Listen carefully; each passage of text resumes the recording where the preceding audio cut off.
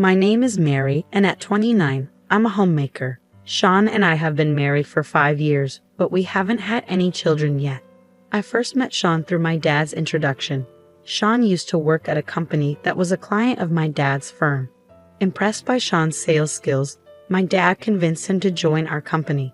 As Sean and I spent more time together outside of work, my dad suggested that we should meet. I was immediately charmed by Sean, and after a peaceful courtship, we got married 5 years ago. Recently, things between Sean and me have been a bit rocky. I couldn't help but wonder if this was inevitable for a couple who had been together for so long. Despite the challenges, the thought of splitting up never crossed my mind, and I carried on with my daily routine. One day, after Sean came home from work, I gathered the courage to address the issue. "Hey, we haven't been talking much lately, have we? We don't go out together as much as we used to. Let's take some time off and go on a trip. Maybe visit a place that holds memories for us or try out a nice restaurant." "I'm sorry, I just don't have the bandwidth for that," Sean replied dismissively before heading to bed. I couldn't shake off the feeling of disappointment. Was this really how it was supposed to be after 5 years together? I thought. As time passed, Sean started to drift away due to work stress and personal frustrations, and our relationship grew colder. Despite being aware of the issue, I struggled to find a solution. Then, out of the blue, Sean made a surprising suggestion. "How about we move to a new place?" I was honestly shocked, but also hopeful that a change of environment might improve our relationship. "Yeah, I've always wanted to be closer to work.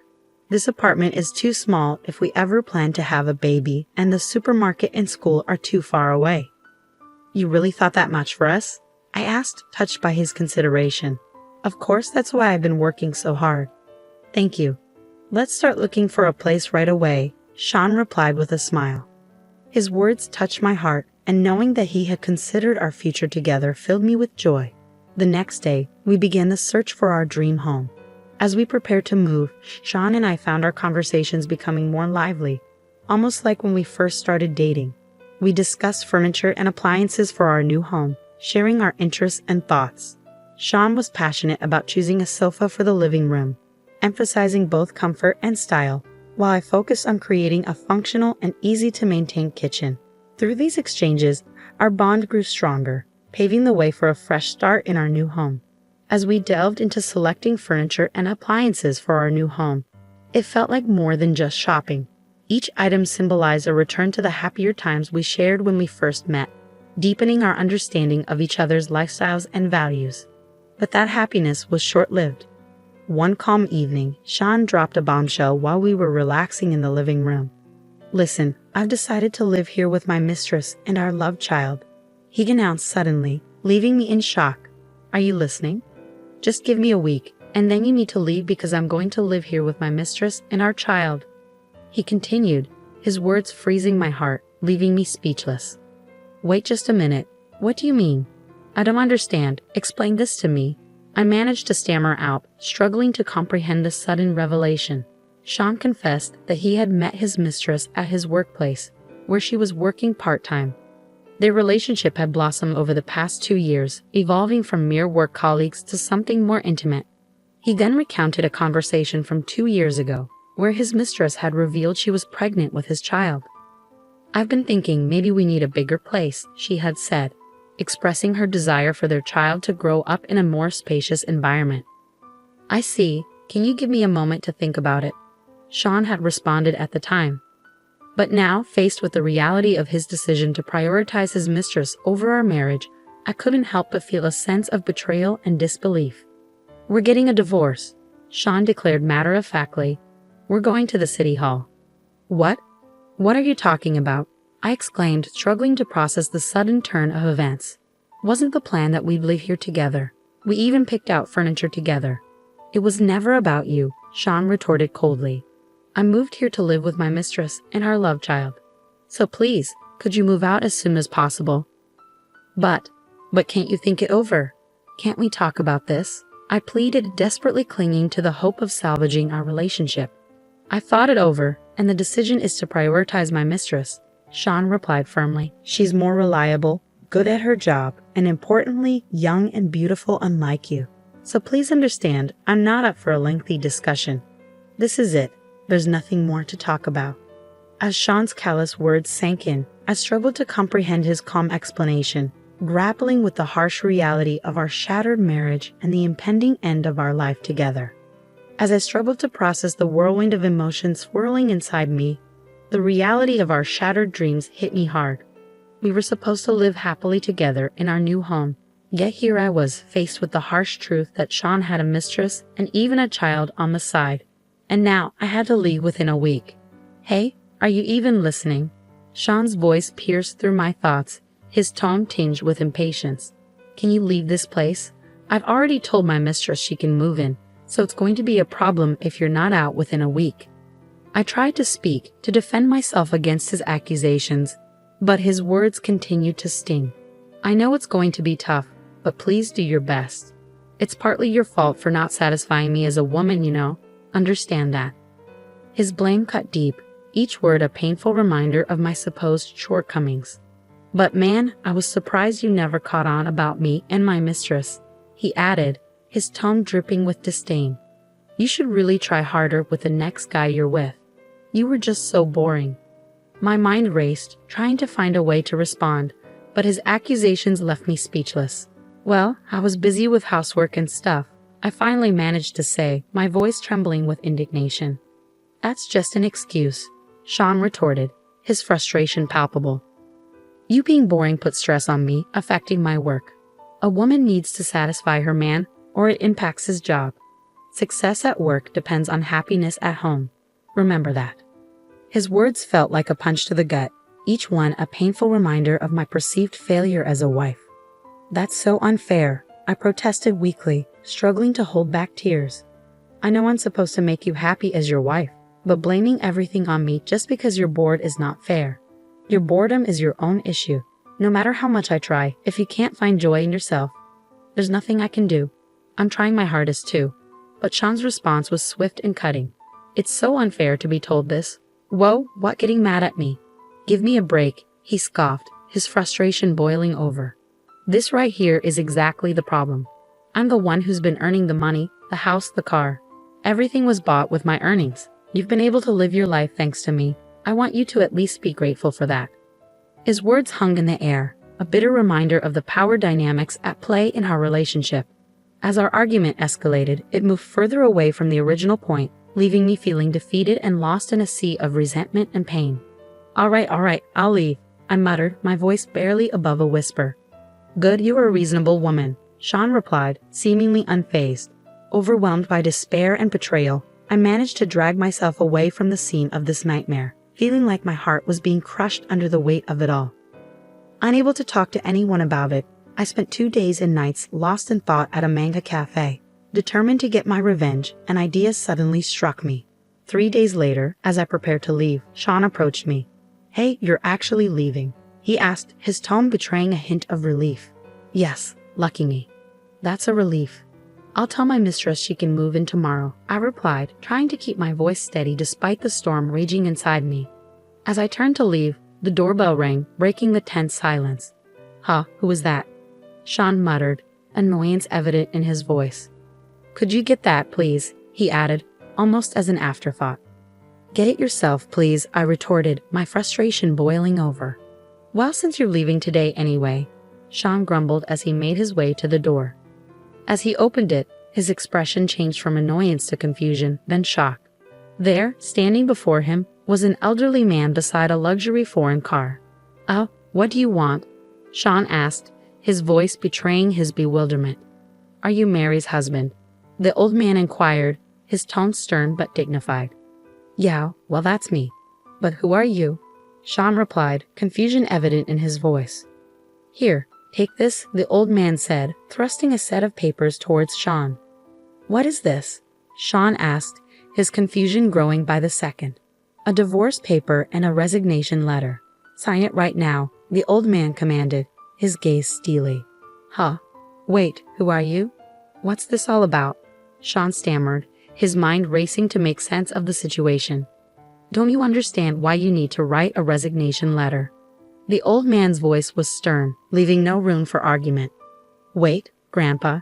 Thank you for coming today, I interjected, rushing to Sean's side. Grandpa? Sean exclaimed, his eyes widening in disbelief.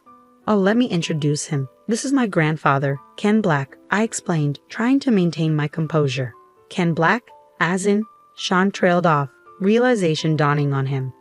Yes, the chairman of your company, I confirmed, feeling a sense of satisfaction at Sean's dawning comprehension. Wait, please. You're saying my company's chairman is Mary's grandpa? Sean's voice wavered, disbelief evident in his tone. That's what I'm saying. But I guess you wouldn't know, since we have different last names, I explained, feeling a sense of vindication. My husband had been unaware of my grandfather's existence, only my father, who had introduced him to the company. And I knew about this. Do you understand what you've done to my dearest granddaughter? My grandfather's voice boomed, his disappointment palpable. No, it's not like that. Not like that, Sean protested weakly, his voice faltering under my grandfather's stern gaze. I've heard everything from Mary, my grandfather continued, his tone unwavering. Funny, Grandpa. I mean, Mr. Chairman, I interjected, trying to lighten the tension. Sean held the pen over the 2 documents he had been forcibly handed by my grandfather, his hand trembling with uncertainty. Once you're finished writing, we're going to part ways, my grandfather declared firmly. Wait, Mary, there's more I need to say, Sean pleaded, desperation evident in his voice. I thought you wanted me to leave quickly, didn't you? I stood beside my husband as he wrote his resignation letter, never meeting his eyes and maintaining a cold demeanor towards him. He paused in his writing, letting out a deep sigh. His heart was filled with conflict, but he was also acutely aware of the depth of his wrongdoings. I had to struggle not to burst out laughing. I thought to myself, feeling a mixture of amusement and disgust. Sorry, I couldn't help it, Mary. I'm truly, truly sorry. Please, think it over. I take back what I said before. I don't love my mistress. It's you I love. You feel the same, right? You still love me, don't you? Sean pleaded desperately, his words tinged with desperation. Gross. There's no way I could ever love you, I retorted coldly. It's over. The fact that you even had an affair, and then a child on top of that, unforgivable. There's no way I could ever love someone like that. Not in a million years. So what if I call my mistress right now and break it off with her? Would you stay with me then? Sean asked, a glimmer of hope in his eyes. No. You don't have to break up with her. I don't plan on being with you anyway, I replied firmly. I can't understand how you thought you could do something this terrible and still be loved. How did you even get to that point in your thinking? After a moment of silence, Sean's demeanor suddenly changed. What if I take the initiative? You'll be the one to take the fall. Don't play with me, woman. Who would like a pompous woman like you? He spat, his tone turning venomous. I thought she was cute at first, but as we lived together, she nagged. Her cooking was mediocre. Her stories were boring. You should be thankful that you've lived with someone like me for 5 years. You should get out of this house right now. My mistress is many times better than you. Just a moment ago, he was begging not to break up, and now he was throwing a tantrum because I refused to agree to his demands. He probably thought I'd be scared and back down, but with my grandfather by my side and my confidence in my own abilities, I knew I could stand my ground. I've trained in martial arts, and my grandfather always instilled in me the importance of never letting anyone underestimate me because I'm a woman. Be strong, he'd say. Always be able to protect yourself. You're seriously messed up. Your emotions flip too quickly, don't they? It's amazing you even managed to find a mistress, I retorted, my anger simmering beneath the surface. Oh right, you're good at lying. I got fooled by that too. I continued, my voice dripping with scorn. And I've done some digging. You've been pretending to be single to your mistress, huh? How? How do you know that? Sean stammered, disbelief evident in his voice. Idiot. Like I said earlier, my grandpa is the chairman of your company.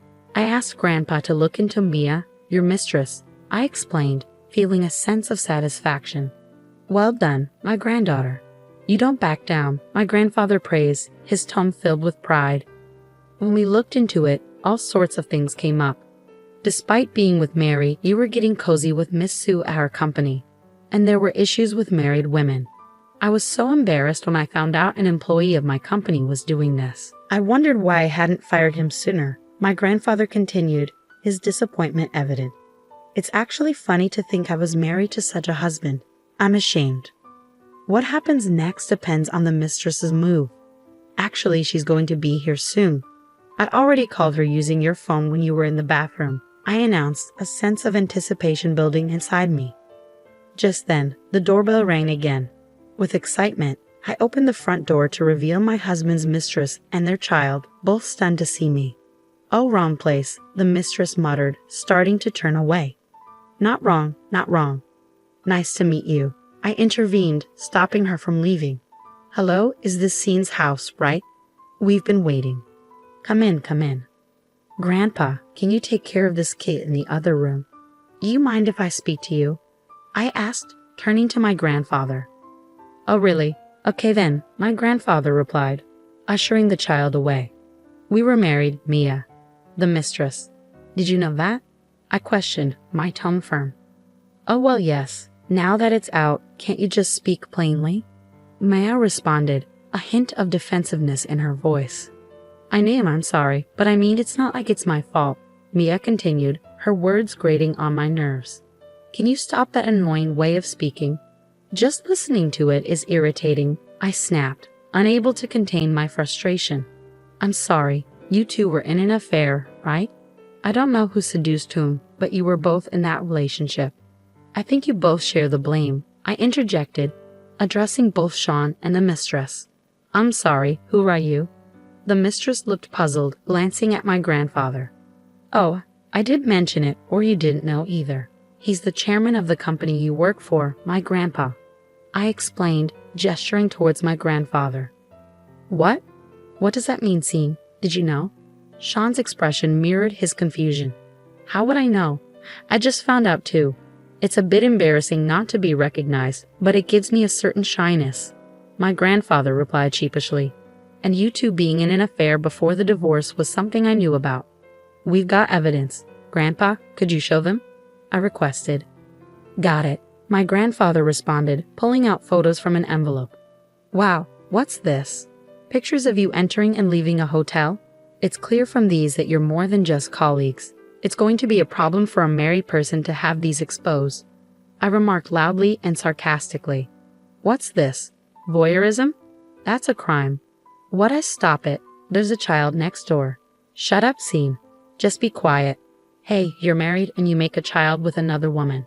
Are you okay with such a despicable man?" My anger bubbled over, directed at Sean.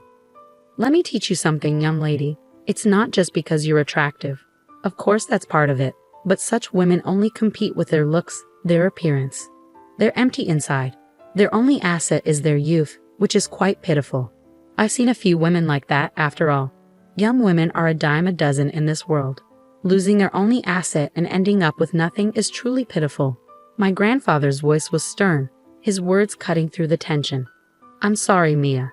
It must be a hassle, but don't worry. We'll quickly cut ties with these people, and then you can live here with us," I offered, trying to extend an olive branch to the mistress. "Yes, sorry to interrupt your little moment, but do you think you can live here, Scene? What do you mean? Which is it? What are you talking about?" I turned to Sean, confusion evident in my voice. "Don't you know?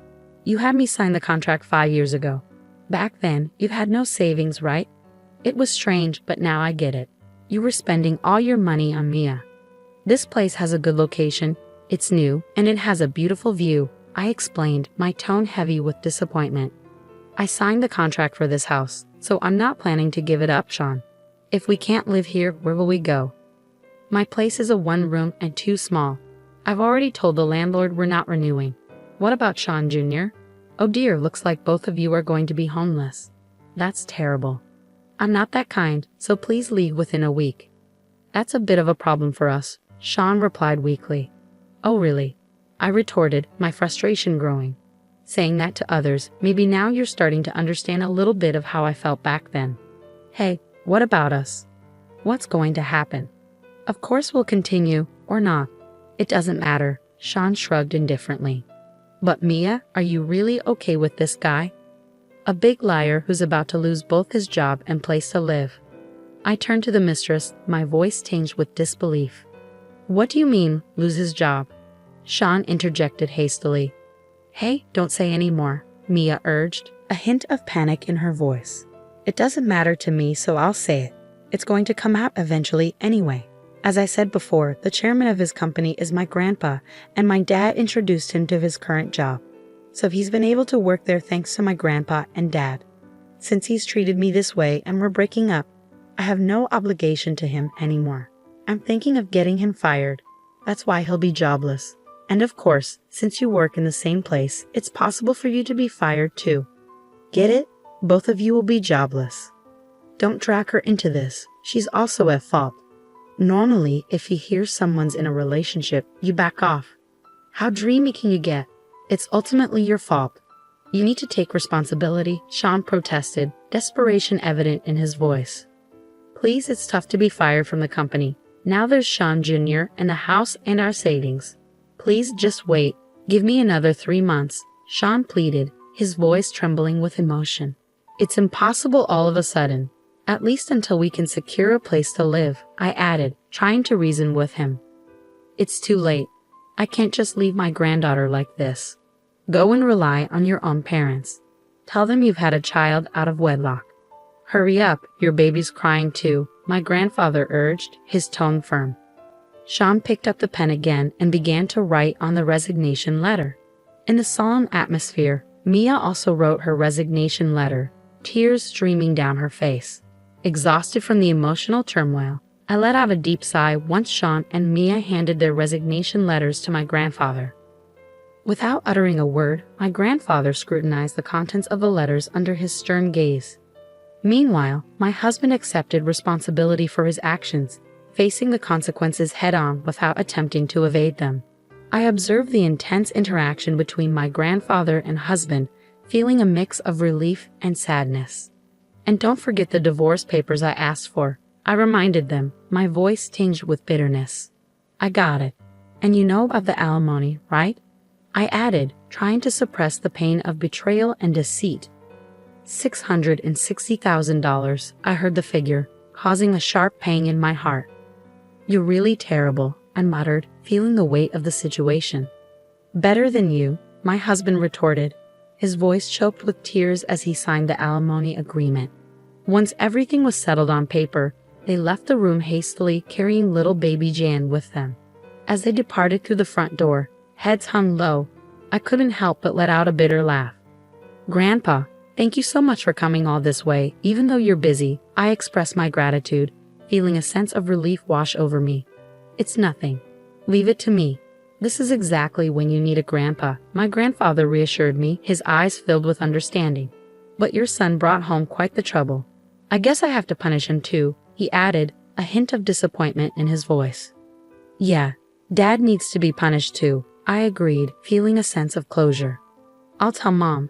Next time, I'll find a husband candidate for Mary myself, I promised, determination shining in my eyes. That sounds good. I trust you to find someone reliable, my grandfather nodded approvingly. And so the matter was resolved.